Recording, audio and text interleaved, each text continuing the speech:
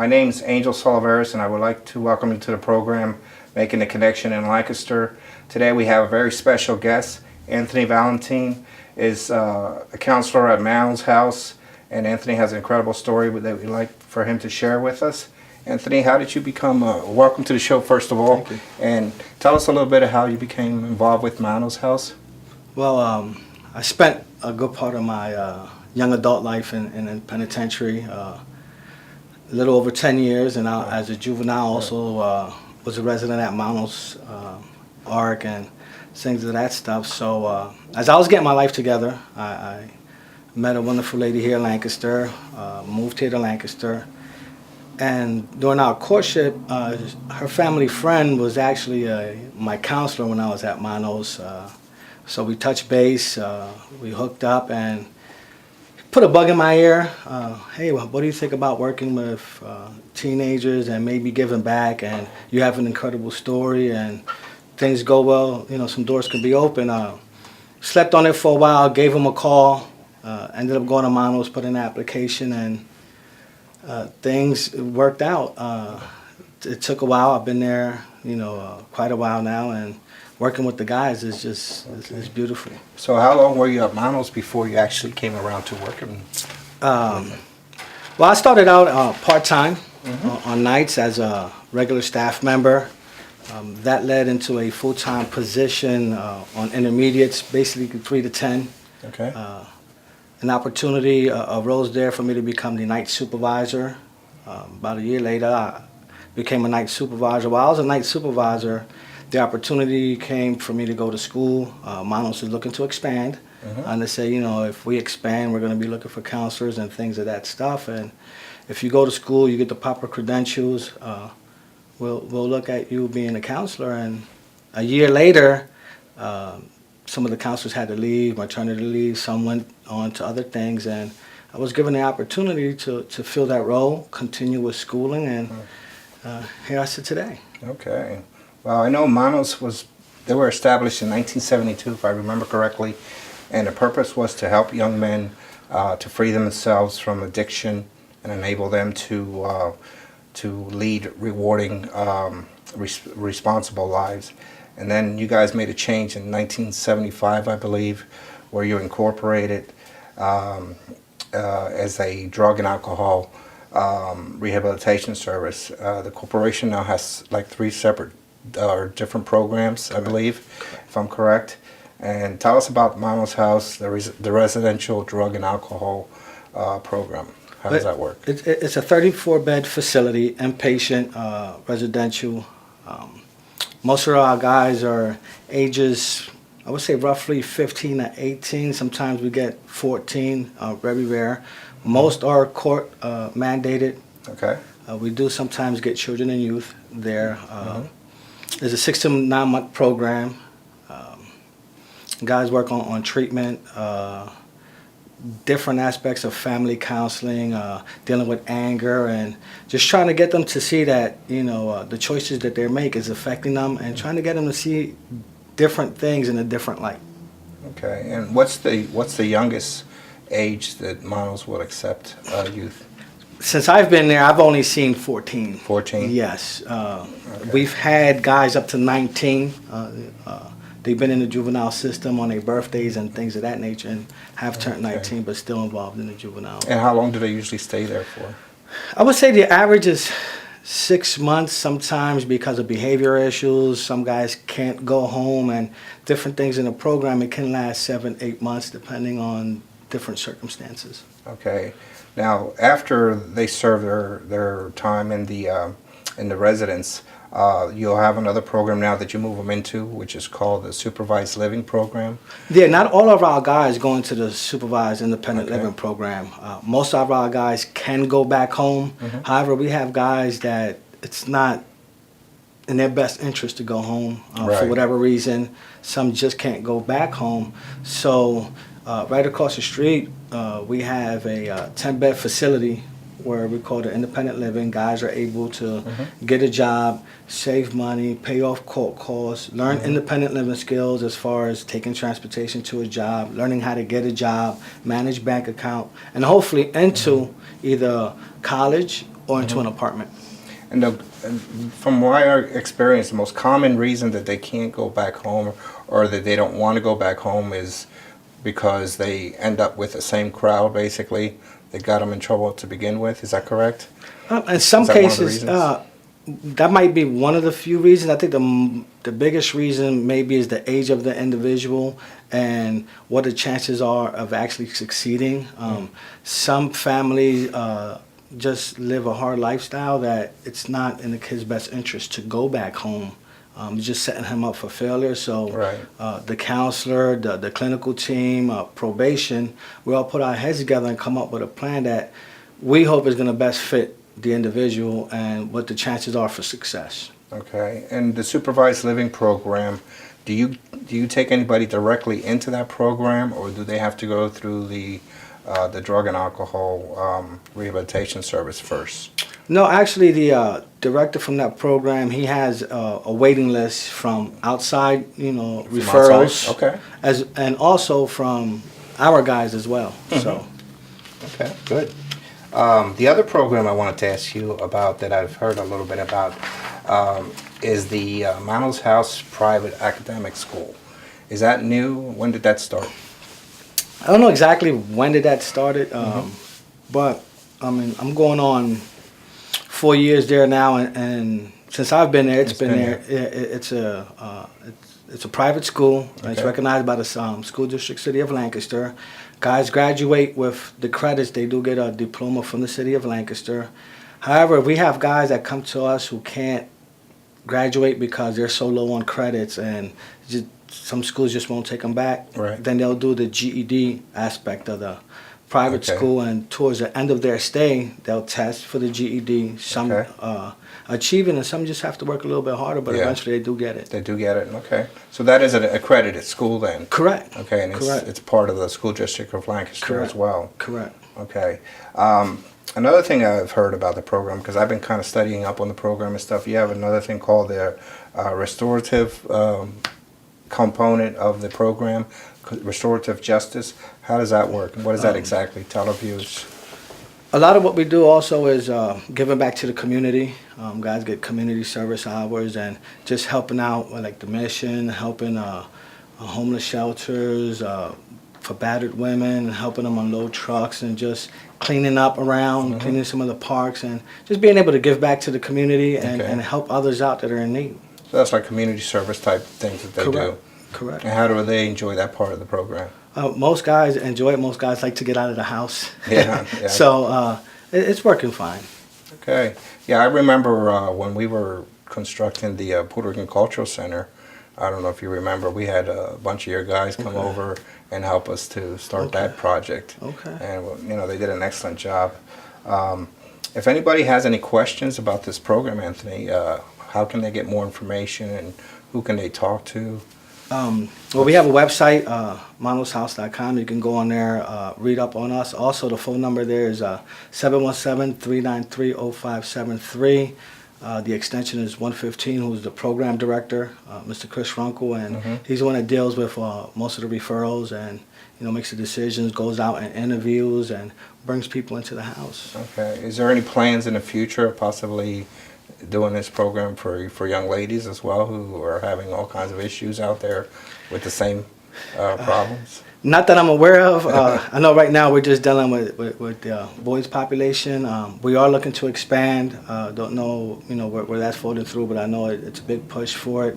As far as the girls aspect of things, I'm not sure at this point. Yeah, that's a different character altogether.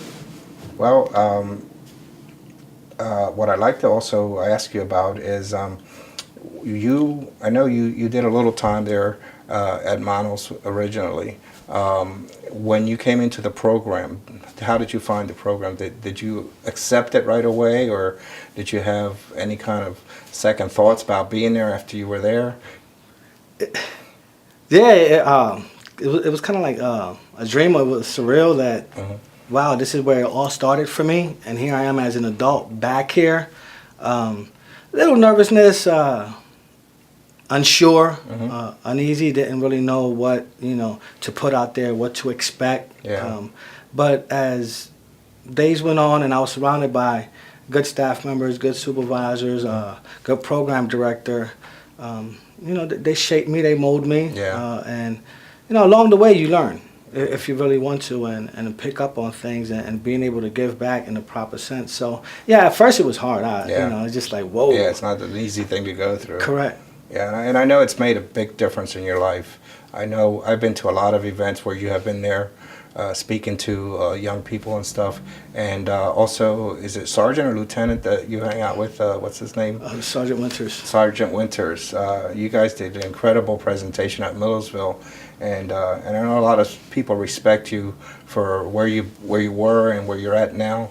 And you're doing your part to, give back to the community. And it's really nice to see. And the other thing is, we've talked several times, and you've compared where you're at now and where other people are at, and they are basically at your level, but they got there a lot quicker. Explain to us a little bit about that. Well, one of the theories that I use with my guys is that, no matter what you do in life, you have to pay a price. Mm-hmm. Okay. My running around, my wanting things the quick way, my wanting it my way, yeah, I was able to do that, but the price that I paid was a little over 10 years in the penitentiary. Right. I look at the colleagues that I work with now, I look at successful people my age, and it's like they're, living to the fruits of their labor. Like they've went to school already, they busted their butts early on.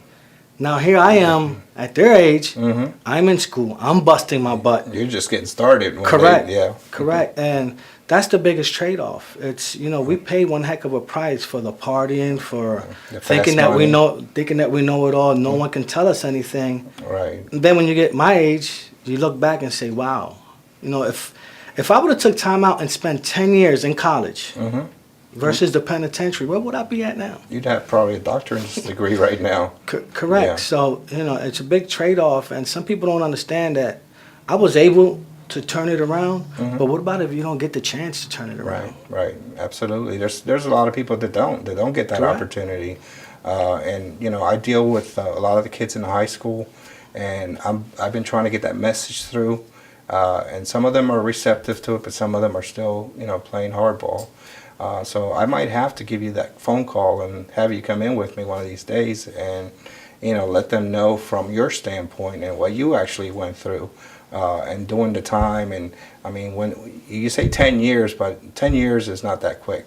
On TV, when you're watching a movie and stuff, you go to jail and in 10, 15 years you're out, and all that happens in an hour and a half. Right. But in real life, it's a real slow process, and they don't know how much aggravation and how much suffering you go through, all the sleepless nights because you're afraid of your cellie or depending on what type of institution you're in and the risk that you take. Well, I mean, it's 10 years that you can't get back at the end of the day. You can look back and say, hey, I went to school for 10 years, this is what I achieved, this is what I accomplished. Right. You can't say that for being in the penitentiary that long. Yeah. Something that you can't get back, it's lost forever. It is. However, some people stay lost, and yeah. To want to turn it around, it's going to take a good, strong will, people that love you. Right. Surround yourself with good people and an internal motivation, because if you don't have to want something more for your life, you're not going to go anywhere. Yeah, you have to believe in the message. Correct. Absolutely. Because when I used to work at Nuestra Clínica, we have a 24-bed facility, and, I used to deal with a lot of the addicts and stuff that we'd bring into the program.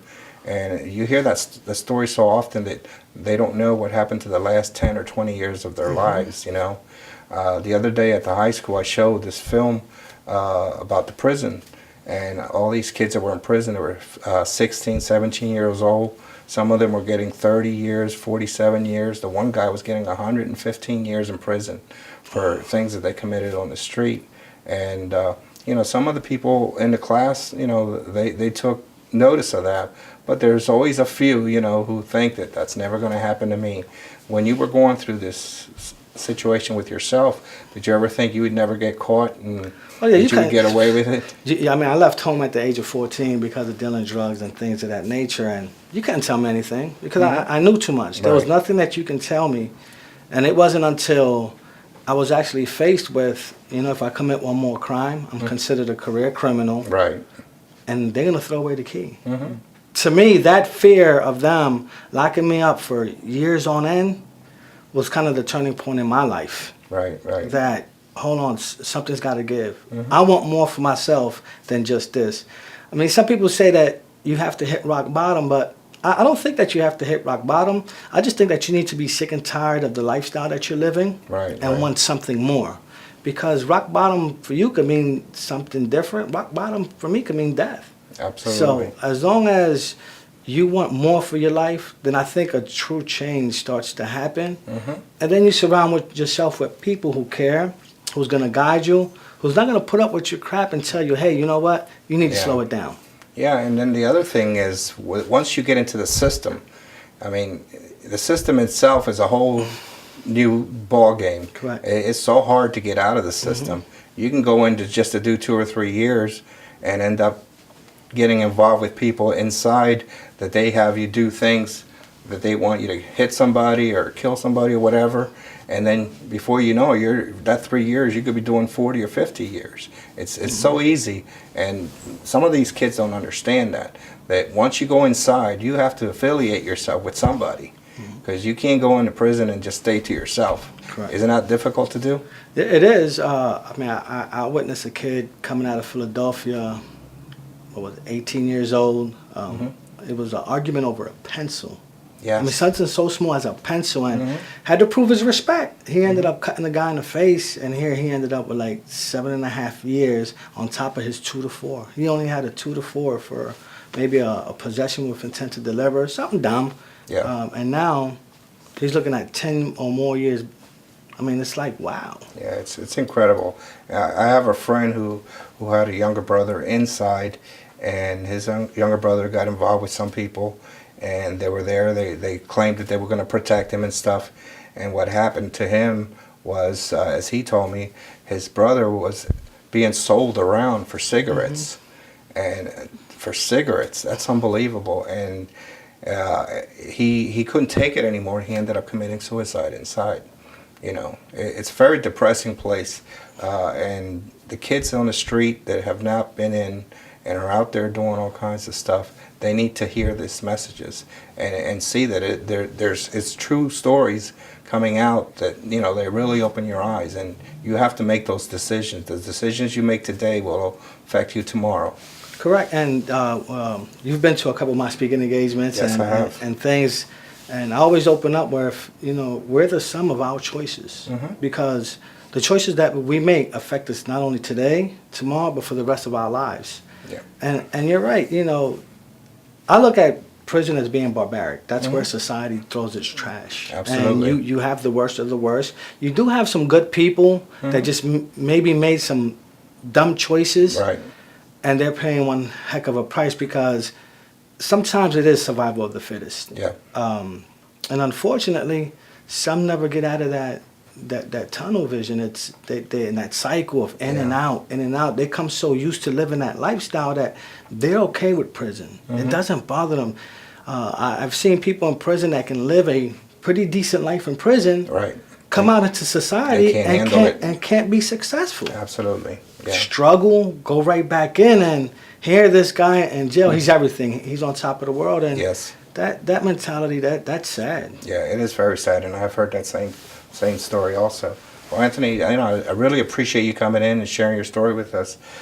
In closing, I'd like to thank you for coming in and continue doing the work that you're doing. I wish you continued success, and I hope you come back to the program another time and share some other things with us. I would also like to thank our viewers for watching, because without you, the shows wouldn't be possible. So please stay tuned for more interesting topics in the weeks ahead.